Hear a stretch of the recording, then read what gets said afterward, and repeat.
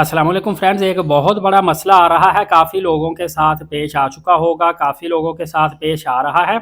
अब मसला ये बन रहा है कि उम्रा वीज़ा हम लगवाते हैं, उसके ऊपर 90 डेज़ ट्रैवलिंग वैलिडिटी लिखी होती है।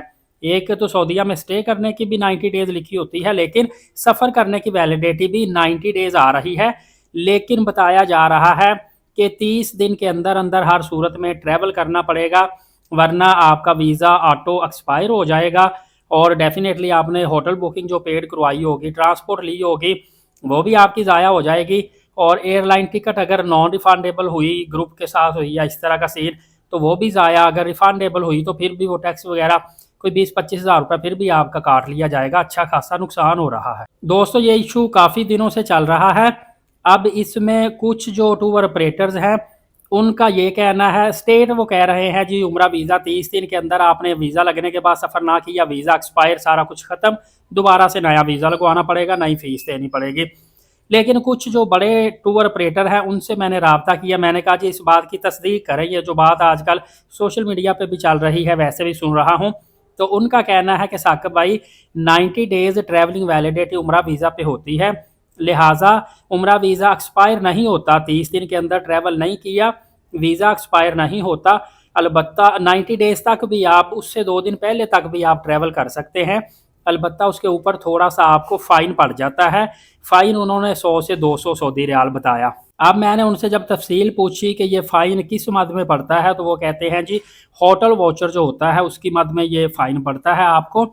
लिहाजा बेहतर यही है कि जैसे ही उम्रा वीज़ा आपका लगता है 30 दिन के अंदर अंदर आप ट्रैवल कर लें, अदरवाइज़ आपको कुछ ना कुछ एक्स्ट्रा पे करना पड़ेगा, उस हिसाब से ये लॉस होगा।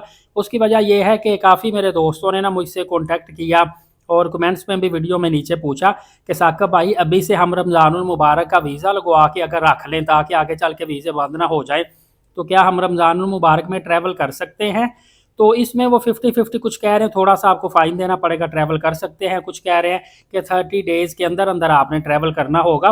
तो इस हिसाब से तो देखा जाए तो हमें शबान में वीज़ा लगवाना चाहिए, फिर जाके हम रमज़ानुल मुबारक में ट्रैवल कर सकते हैं। बहरहाल एक बात तो तय है कि अगर आपने उम्रा वीज़ा लगवा लिया है, उसके बाद फ़र्ज़ करें आपकी आज फ़्लाइट है, किसी वजह से आपकी फ़्लाइट मिस हो गई है, ऑफलोड हो गए हैं, या आपने फ़्लाइट का शेड्यूल चेंज करवा लिया है, तो ये बात ज़हन में रखनी है कि आपकी पेड ट्रांसपोर्ट और होटल बुकिंग होती है, वो आपकी ज़ाया हो जाएगी। आपने होटल में स्टे किया है या नहीं किया, आपका होटल रिज़र्व रहता है, आपका वो कमरा खाली रहेगा, उसकी जगह पे कोई दूसरा बंदा एडजस्ट नहीं हो सकता, तो वो आपकी पेमेंट ज़ाया हो सकती है। और इसके अलावा जो भी बंदा उम्रा वीज़ा पर जाता है, अगर उसको पहले सऊदीया में रह के आया है, किसी किस्म का कोई हरूब है, कोई इशू आ रहा है, पासपोर्ट ब्लैक लिस्ट है, तो वो टूर ऑपरेटर को नहीं बताता, उम्रा वीज़ा अप्लाई कर देता है। वैसे तो 1000 में एक बंदा इस तरह का निकलता है जिसका वीज़ा रिजेक्ट हो जाता है। लेकिन अगर जिसका भी वीज़ा रिजेक्ट हो गया, तो उसकी जो वीज़ा फ़ीस है वो एडवांस में पे की होती है, वो फिर वापस नहीं होती। ये उम्रा वीज़ा फ़ी, ई वीज़ा फ़ीस जो होती है नॉन रिफंडेबल होती है, लिहाजा ये आपकी पेमेंट वापस नहीं होती। अगर आपका वीज़ा रिजेक्ट होता है तो टूर ऑपरेटर के साथ बहस करने की और अपनी पेमेंट वापस लेने की उनसे मुतालबा आप नहीं कर सकते, और अपनी एहतियात आपने खुद करनी है। मैं इस हवाले से मज़ीद भी आप लोगों की रहनुमाई करता रहूँगा, अपडेट देता रहूँगा।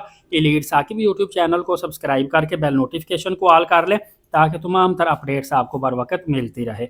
नमाज कायम करें, नबी पाक सल्लल्लाहु अलैहि वसल्लम पे रोज़ाना कसरत से दुरूद पाक भेजा करें और कुरान पाक की तिलावत करते रहा करें। इजाज़त दें, शुक्रिया, जज़ाकल्लाह।